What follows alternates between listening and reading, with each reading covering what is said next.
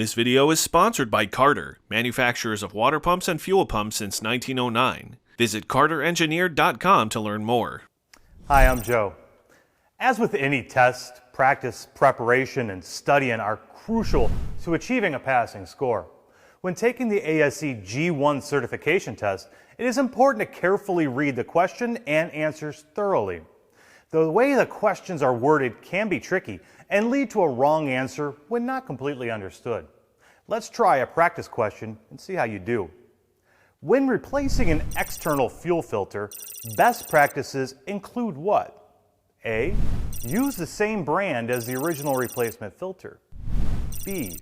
Reuse the filter after cleaning. C. Relieve fuel system pressure before removing the fuel line connections. Or D. Tighten fasteners as tight as possible. The correct answer is C. The fuel lines are under pressure even after the engine has been turned off. This is necessary to spray the fuel into the combustion chamber of your vehicle in the correct amount at the right time and for easier engine restarts. Relieving that pressure is an important safety step before attempting a fuel filter replacement. Thanks for watching.